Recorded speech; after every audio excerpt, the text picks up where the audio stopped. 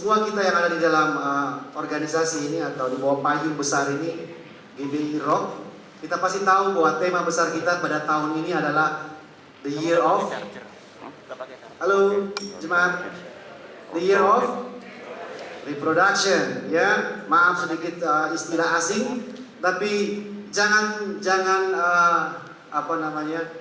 salah sangka dengan kata reproduksi, karena reproduksi kita semua waktu kecil atau waktu sekolah, kata ini sangat melekat di dalam bidang ilmu biologi, betul ya? Reproduksi secara seksual maupun aseksual, yaitu menghasilkan keturunan yang selanjutnya. Ini bukan secara fisik, tetapi saya cari beberapa referensi reproduksi itu ternyata ada di dalam istilah fotografi juga, ya. Bagaimana foto yang lama, foto yang jadul direproduksi untuk diambil kembali supaya tidak hilang dokumentasi daripada foto tersebut. Jadi image atau gambar itu dihasilkan ulang. Nah, itu mungkin pengertian yang cukup dekat dengan kata reproduksi yang dimaksudkan di sini, yaitu bagaimana image daripada Tuhan yang dikatakan dalam Kejadian 1 ayat 26, kita diciptakan serupa dan segambar dengan Dia, kita reproduksi, kita hasilkan kembali image itu supaya tidak hilang, supaya orang yang belum pernah lihat foto itu atau gambar itu, picture itu, bisa melihat kembali bahwa ya, Tuhan itu seperti itu. Kira-kira begitu ya. Nah, memang betul di dalam musim seperti ini yang kita sedang alami saat ini dan tidak tahu kapan berakhirnya, kata ini kayaknya cukup bertentangan, betul? Gimana Pak bisa reproduksi, ya, menghasilkan ulang atau menghasilkan sesuatu di masa sukar seperti ini? Oke. Dan saya ambil sebuah bacaan Alkitab dari Matius 13 ayat 3 sampai 9, dan saya beri judul Satu Penabur Empat Tanah. Ya, ini ada ayatnya di sini, Matius 13 ayat 3 sampai 9. Karena waktu saya tidak akan bacakan semuanya.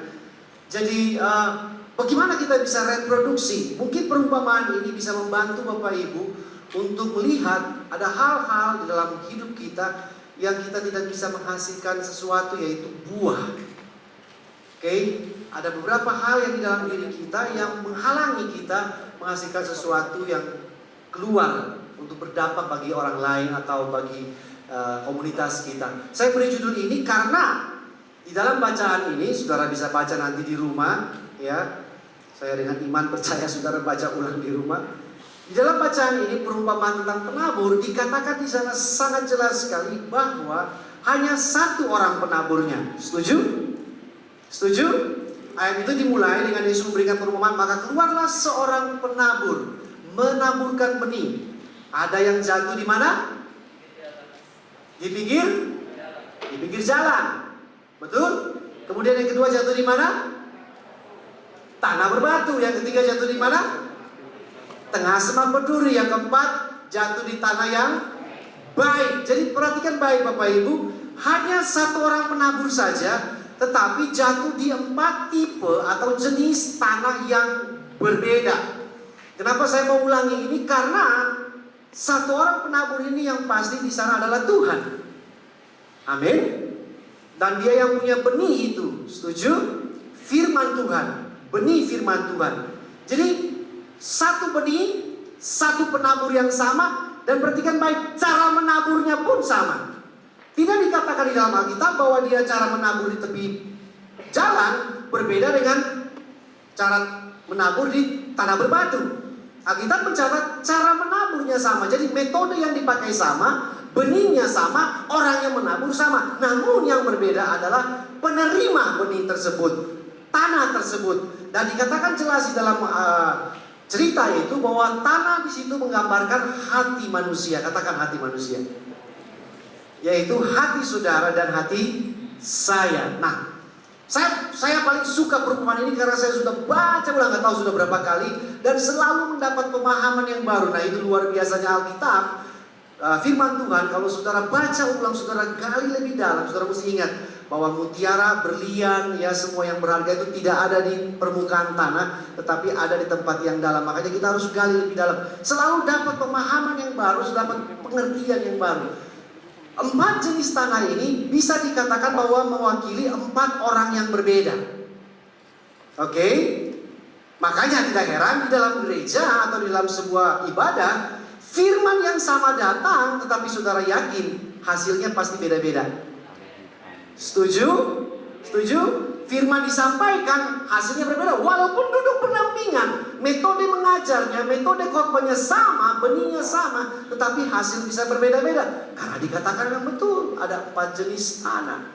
Jadi bisa mewakili 4 jenis orang, atau mungkin ini cuma 1 orang saja, tetapi dia mengalami fase pertumbuhan rohani yang bertahap atau berbeda-beda.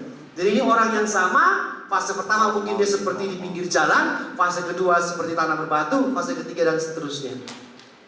Jadi bisa jadi 4 jenis orang atau orang yang sama. Nah, mari kita mulai dari jenis tanah atau jenis hati manusia yang pertama, yaitu di pinggir jalan, itu seperti gambar itu burung, ya. Nah, ini ayat pengertiannya. Kita baca sama-sama 1, 2, 3. Kepada setiap orang yang mendengar, come on Riverside, bersatu kita teguh, bercerai kawin. Oh Tuhan Yesus tolong. Oke, 1, 2, 3. Kepada mendengar firman tentang kerajaan sorga, tetapi tidak mengertinya, datanglah si jahat dan merampas yang ditaburkan dalam hati. Itulah benih yang ditaburkan di pinggir jalan. Yesus selalu memberikan pengertian perumpamaan yang dia telah sampaikan. Nah, ini pengertiannya. Apa sih itu jatuh di pinggir jalan? Yesus memberikan pengertian di dalam ayat 19 Matius 13, yaitu bahwa yang jatuh di pinggir jalan jelas sekali dikatakan, tetapi orang yang dengar tidak mengerti. Pasti dong Pak, pasti dong Bu, orang yang dengar kalau tidak mengerti, bagaimana bisa menghasilkan? Setuju? Dan dikatakan di sini prinsipnya jelas, kalau tidak mengerti dengan mudah dapat dirampas atau diambil. Setuju? Sesuatu yang saudara dengar, sesuatu yang saudara lihat, kalau saudara tidak paham, otomatis nyangkut di sini tidak lama. Benar gak sih? Entah itu firman atau pelajaran atau apa saja informasi yang kalau saudara dengar narasumbernya berbicara dan saudara cuma angguk-angguk, amin-amin, tapi tidak mengerti, saudara pulang dari sini, begitu saudara naik mobil, begitu makan pangsit mie, selesai lupa. Hello, Riverside. Karena sesuatu yang dipahami, dimengerti, nempel lebih lama daripada sesuatu yang dihafal. Setuju? Setuju? Sesuatu yang dimengerti nempel lebih lama, nyantol lebih lama daripada sesuatu yang dihafal. Firman Tuhan tidak pernah dikatakan untuk dihafal. Saudara cari ayatnya. Firman Tuhan dikatakan, mengertilah, pahamilah. Karena itu yang memberikan saudara otoritas, itu yang memberikan saudara kebenaran, itu yang memberikan saudara kuasa. Kuasa, kebenaran, otoritas datang dari pengertian. Nah, ada satu ayat yang saya bisa berikan buat Bapak Ibu, Matius 22 ayat 37. Matius 22 ayat 37. Matius 22 ayat 37, jawab Yesus kepadanya. Ini ayat yang paling lazim kita baca. Kasihilah Tuhan Allahmu dengan segenap hatimu, dengan segenap jiwamu, dan dengan segenap akal budimu. Ada 3, hati, jiwa, dan akal budi. Perhatikan. Artinya Bapak Ibu dan saya kalau datang dalam sebuah ibadah, datang kepada Tuhan, dalam hubungan dengan Tuhan, harus melibatkan 3 komponen ini. Hati, jiwa, dan akal budi. Percaya Tuhan, bagus. Bagus. Itu melibatkan hati saudara, karena percaya ada di sini. Melibatkan kasih, bagus. Itu ada di jiwa saudara mengasihi Tuhan. Tetapi ada satu unsur yang terakhir dibilang melibatkan akal budi. Dalam bahasa aslinya dianoia, itu pikiran. Dan pikiran ada di dalam otak saudara. Makanya ada seorang hamba Tuhan cukup keras statementnya, dia bilang begini, kalau ke gereja jangan bawa hati saja, tetapi tolong bawa otak. Halo Riverside. Karena kalau hati saja tidak cukup. Karena untuk mengerti, saudara harus melibatkan your mind. Tetapi di dalam pengalaman saya, banyak umat Tuhan Tidak suka khotbah yang nanti bilang khotbahnya terlalu berat, Pak. Betul, makanan keras untuk orang dewasa yang melibatkan pikiran. Susu untuk bayi itu tidak selalu melibatkan pikiran, Bapak Ibu. Kalau dia mau dia nangis, kalau dia gak suka dia lempar. Karena dia tidak melibatkan pikiran. Hey, come on, kita bukan dari susu saja, kita sekarang mau maju kepada makanan yang keras, yaitu makanan yang harus melibatkan pikiran, saudara. Saudara tahu sapi itu kalau makan bagaimana caranya? Lupakan pelajaran biologi kan?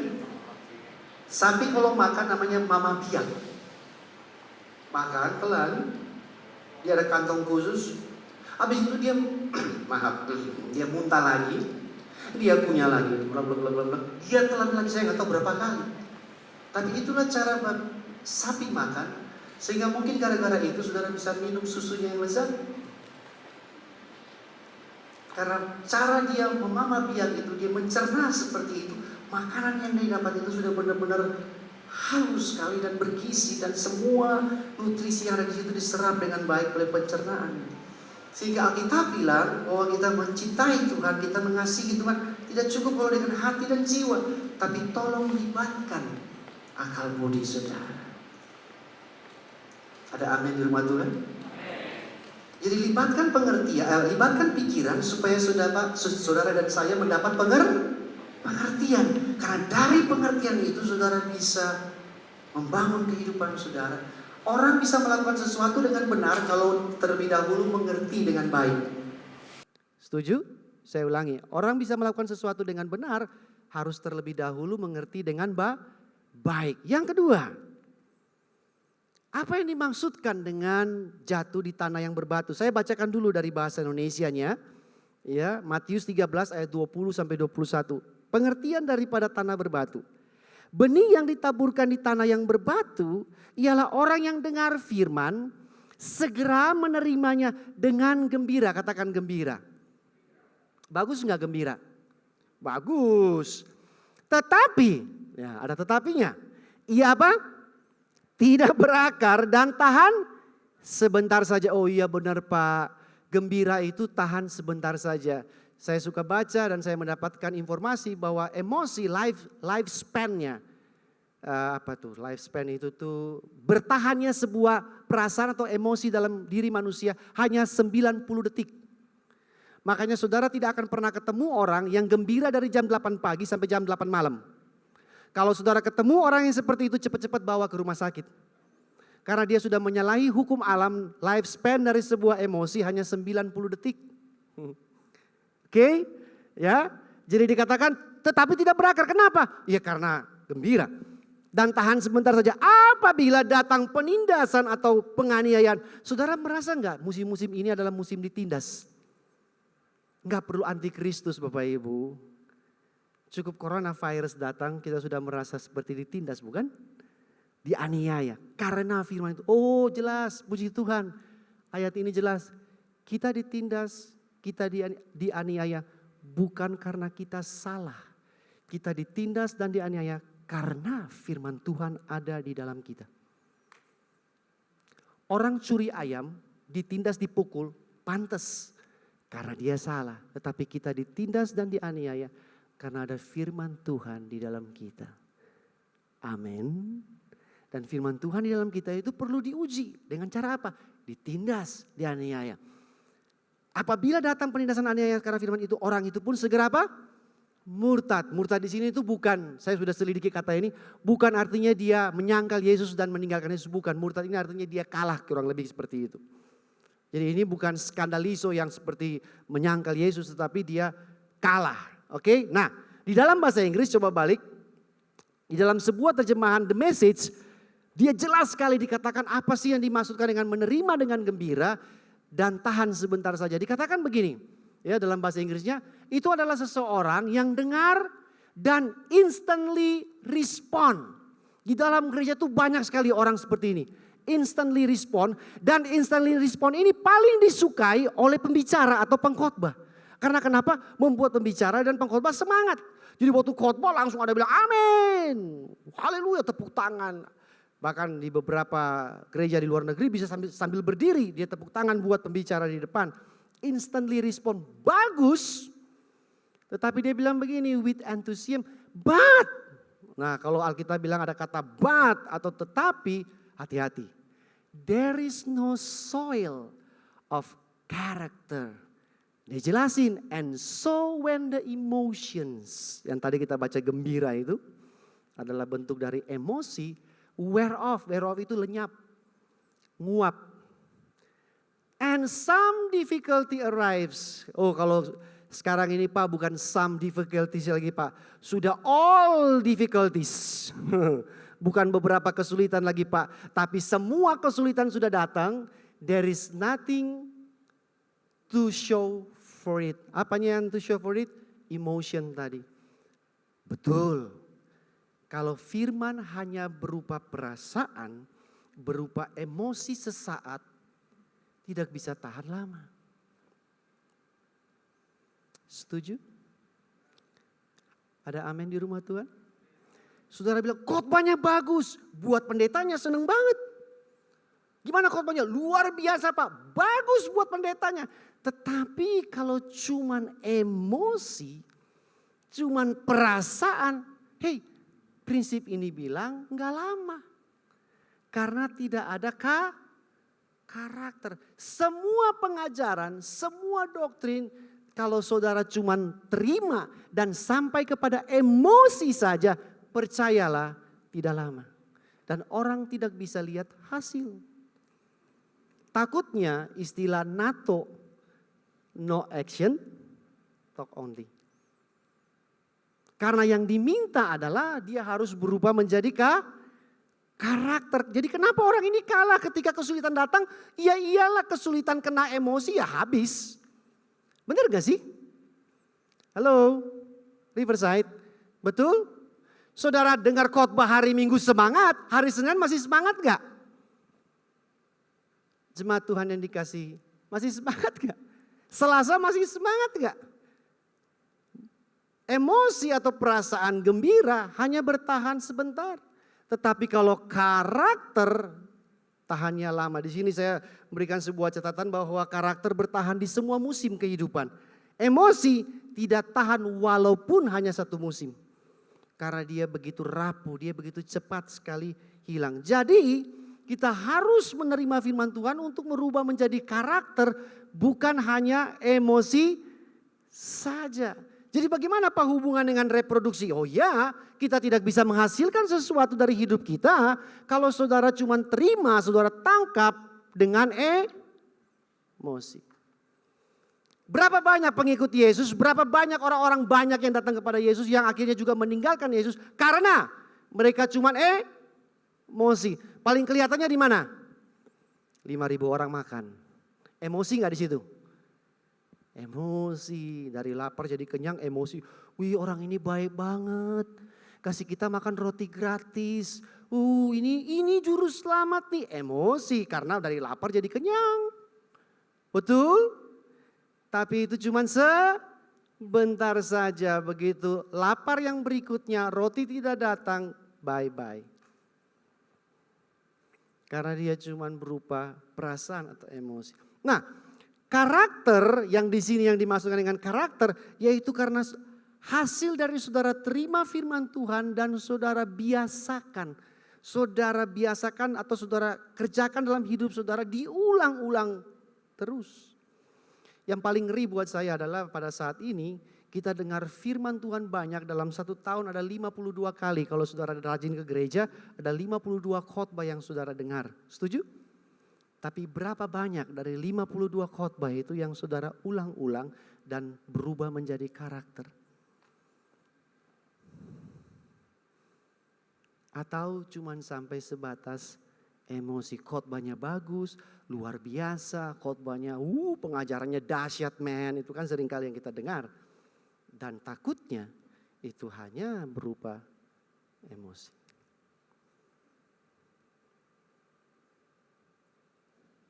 Karakter yang baik harus dengan pembiasaan yang disengaja atau dipaksa. Setuju? Kalau saudara mau supaya firman itu cuman tidak hanya menjadi emosi dan berubah menjadi karakter, saudara harus biasakan. Dan saya rasa musim ini paling baik untuk pembiasaan-pembiasaan yang baik dalam kehidupan kita supaya firman berubah menjadi karakter. Setuju? Saya rasa firman Tuhan yang berbunyi, firman menjadi daging when the word became flesh, yaitu firman yang kita dengar berubah menjadi karakter. Itu artinya saudara menjadi karakter Kristus. Firman itu datang dalam hidup saudara bukan hanya lip sync, bukan hanya diucapkan, tetapi berubah menjadi sifat Kristus yang orang lain bisa lihat. Oh, itu ada Kristus di sana. Benih itu bukan hanya saudara dengaran, saudara ucapkan, saudara koar-koar, saudara, oh this is good, ini khotbah yang paling bagus. Tetapi apakah firman itu berubah menjadi karakter Kristus? Cukup masuk akal? Cukup masuk akal buat Bapak Ibu? Yang ketiga, Matius 13 ayat 22, pengertian mengenai apa yang jatuh di semak berduri.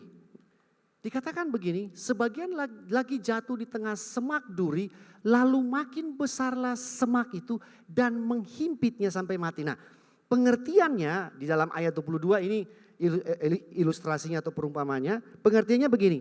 Yang ditaburkan di tengah semak duri ialah orang yang dengar firman itu, lalu kekhawatiran dunia ini dan tipu daya kekayaan menghimpit firman itu sehingga tidak berbuah. Beberapa waktu lalu Pastor Antoni pernah sampaikan ayat ini bahwa kekhawatiran dunia ini dan tipu daya kekayaan menghimpit firman yang kita dengar atau benih yang kita dengar mati. Artinya orang ini dengar dari penabur yang sama dengan metode cara menabur yang sama, tetapi mati juga firman-Nya. Karena kenapa?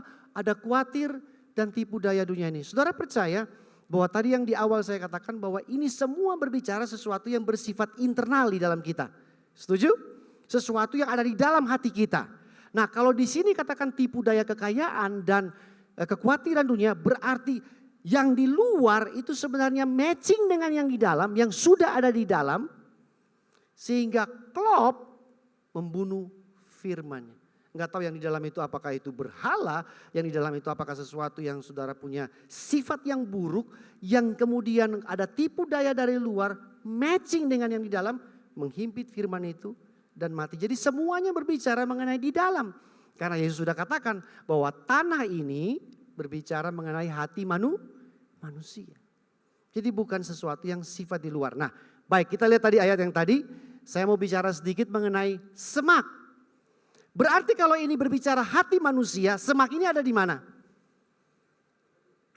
Di dalam hati, setuju? Semak ini ada di dalam hati manusia. Karena dikatakan benih itu jatuh di tengah semak. Berarti semak ini ada di dalam hati manusia. Pertanyaannya adalah, kapan semak itu ada? Semak itu ada jauh sebelum benih ada atau datang. Setuju? Semak ini sudah ada sebelum benih masuk dalam hati manusia tersebut. Jadi yang pertama, semak sudah ada sebelum benih ditaburkan. Yang kedua, yang paling aneh, kenapa semak itu ada?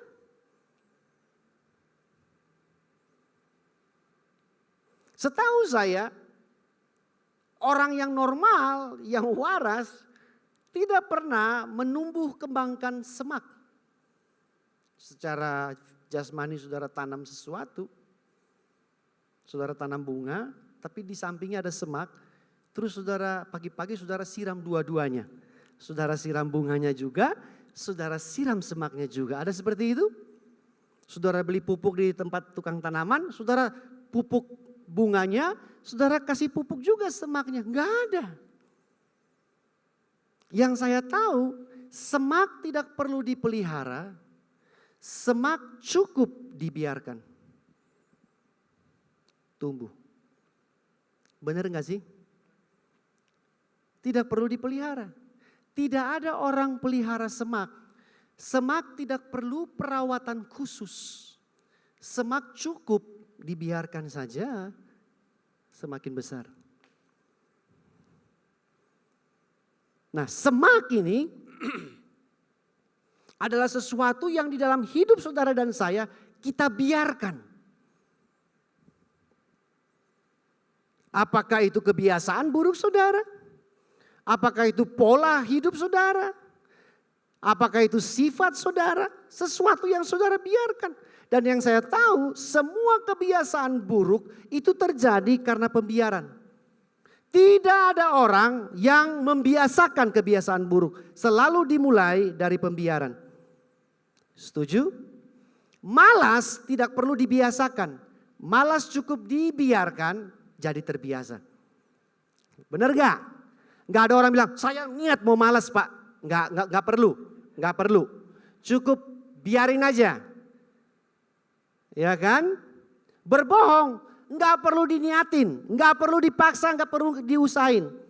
Sombong, gak perlu diusahain. Sombong dibiarin aja. Dia akan tumbuh. Karena sesuatu yang tidak baik, yang buruk, pembiaran. Tapi sesuatu yang baik, benih, saudara harus rawat. Saudara harus biasakan, saudara harus cultivate.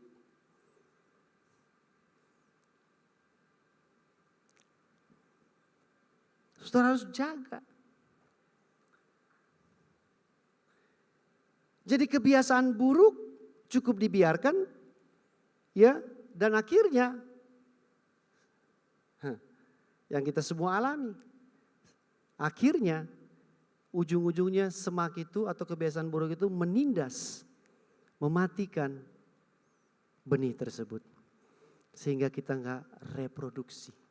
Kita tidak menghasilkan sesuatu. Khotbah lepas khotbah, pengajaran lepas pengajaran, kelas lepas kelas, training lepas training. Nothing happen. Karena ada sesuatu yang saudara biarkan. Di saat kita tidak membiasakan satu karakter baik, maka saat itu juga kita sedang membiarkan satu karakter buruk muncul. Saya ulangi, di saat kita tidak membiasakan satu karakter baik, maka saat itu juga kita sedang membiarkan satu karakter baru muncul. Di saat saudara tidak mengusahakan satu karakter baik muncul, saudara biarkan karakter yang itu berubah langsung menjadi karakter yang buruk. Misalnya saudara harus rajin, enggak mau langsung dia flip jadi karakter yang buruk. Setuju? Saudara nunda, enggak mau tepat waktu atau tepat janji, saudara nunda. Maka langsung otomatis saat itu kebiasaan baik yang harus tepat janji, tepat waktu saudara nunda, pada saat itu langsung flip. Karakter buruk muncul, suka nunda. Dan firman Tuhan datang buat kita, benih itu datang buat kita. Supaya kita bisa break the pattern. Semua semak itu adalah sebuah pola, kita rubah dengan firman Tuhan datang. Ingat, melibatkan dianoia atau pikiran kita. If you don't break the pattern, you cannot break the problem.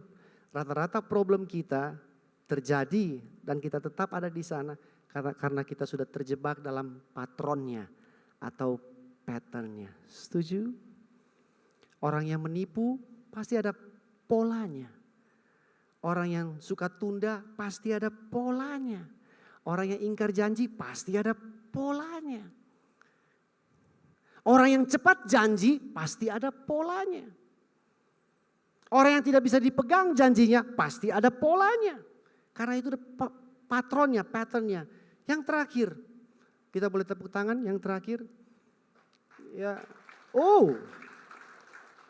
berarti Bapak Ibu gak terlalu suka khotbah pendek, saya jadi lama kalau gitu ya. Biasa kalau saya bilang terakhir tepuk tangannya keras, artinya khotbah udah mau selesai. Jadi saudara lebih suka khotbah cepat, puji Tuhan, jemaat yang ilahi namanya ya. Yang terakhir adalah tanah yang baik. Nah saudara Bapak Ibu perhatikan, di sini dikatakan yang ditaburkan di tanah yang baik. Si penulis ini bilang selalu fokusnya adalah tanahnya, karena tadi saya sudah jelaskan penaburnya sama, metode menaburnya juga sama, benihnya juga sama. Yang berbeda adalah tanahnya. Berarti Bapak Ibu sudah bisa simpulkan problemnya bukan ada di benih. Setuju? Problemnya bukan ada di firman Tuhan. Problemnya bukan ada di Tuhan. Problemnya ada di mana? Di tanah. Yang ditaburkan di tanah yang baik. Baik ini berarti bukan yang 3 tadi. Setuju? Bukan pinggir jalan, artinya dengar tidak mengerti. Bukan juga di tanah berbatu yang artinya menerima dengan emosi saja, dengan semangat saja, cuman kulitnya saja, perasaan saja. Juga bukan dengan pembiaran kebiasaan yang buruk di dalam hidup kita sehingga mematikan benih tersebut. Yang baik di sini adalah orang yang dengar firman itu dan mengerti. Ini bagus banget. Dan karena itu, karena apa? Karena mengerti. Setuju? Dan karena itu apa? Mengerti. Makanya tadi saya katakan di awal, reproduksi dimulai dari mengerti. Dan karena itu ia berbuah 160, 30 kali lipat. Pagi hari ini yang Bapak Ibu dan saya harus kerjakan, jangan urusi siapa yang khotbah. Jangan urusi firman Tuhannya, pengajarannya. Terkecuali kalau yang ngajar udah sesat banget. Saudara boleh jadi hakim di situ. Setuju? Kalau udah ngajar saudara yang enggak. Tapi yang paling penting dari perumpamaan ini saya tahu, urusi tanah hati masing-masing. Karena percuma saudara dengar firman yang datang dari mulut Allah sendiri pun, tapi kalau tanah hati kita tidak baik, enggak ada hasilnya. Hello? Setuju? Tidak ada hasilnya. Even sudah baik pun, dia bilang ada 160 dan 30. Ini maksudnya apa sih? Tetap di situ juga diulang lagi. Tidak ada urusan dengan benih. Tanah menentukan presentasinya. Benar enggak? Kalau benihnya itu kualitas super, yang harusnya menghasilkan 100%, kenapa di sini bilang 60 dan 30? Karena tetap balik lagi terhadap tanah hati kita, hati manusia itu ada apa di dalam sana. Sehingga yang menghalangi benih itu tidak berbuah maksimal. Setuju? Ada apa di dalam hati saudara dan saya yang membuat benih yang super itu, yang kualitas surgawi itu tidak bisa 100, tapi masih bisa 60, masih bisa 30. Ujung-ujungnya selalu orang mau lihat hasil, bukan mau lihat benihnya. Amin. Ujung-ujungnya, kan dia bilang begitu kan? Orang tuh mau lihat berapa kali lipat, bukan benihnya. Karena benih sudah pasti datang dari satu orang penabur, namanya Yesus Kristus. Benihnya adalah firman Tuhan itu sendiri. Tetapi yang dia mau lihat adalah hasilnya. Jadi kita benahi tanahnya. Jangan rempong, jangan kepo. Khotbahnya kok gini, saudara kritik terus yang di sini. Tapi tolong sesekali, seperti Amsal 4 ayat 23 bilang, jagalah hatimu dengan segala. Ayat itu gak bilang begini, jagalah pengkhotbahmu dengan segala kewaspadaan. Dia bilang jaga hati saudara. Karena hati manusia, ada satu ayat bilang ini, licik banget. Licik banget. Apa yang ada di dalam hati saudara dan saya bisa mematikan, membunuh atau mengurangi produksi daripada benih firman yang sudah masuk dalam hati saudara. Jadi tanah yang tentukan presentasi buah bukan benih. Dari 4 jenis tanah ini, saya rasa di dalam musim seperti ini, musim pandemi seperti ini, saudara cek aja. Setiap ada pergantian kehidupan musim dalam diri manusia, pasti ada satu yang ada kebiasaan-kebiasaan yang berubah. Benar nggak? Yang saya tahu sekarang banyak jemaat, bukan nuduh ya, tapi hasil survei secara kasat mata, lebih suka di rumah online daripada datang hari Minggu ibadah offline. Dengan berbagai alasan. Itu urusan mereka. Yang saya cuma lihat pola atau habits dari kehidupan berjemaat ada mengalami shift, ada mengalami perubahan. Setuju nggak?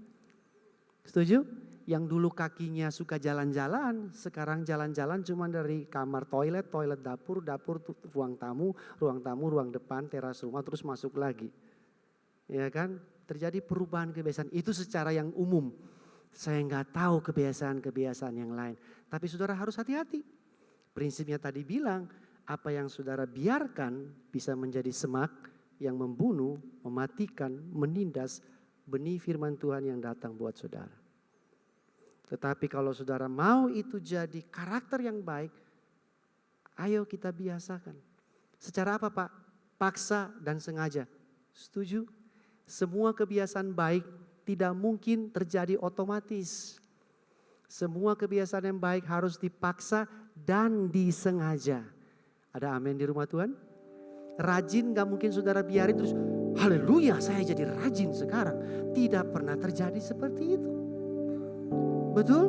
Saudara jadi semangat tidak pernah saudara. Bangun itu harus jadi semangat. Saudara harus paksa dan biasakan. Oke. Demikian sharing daripada saya pagi hari ini. Terima kasih sudah mendengarkan.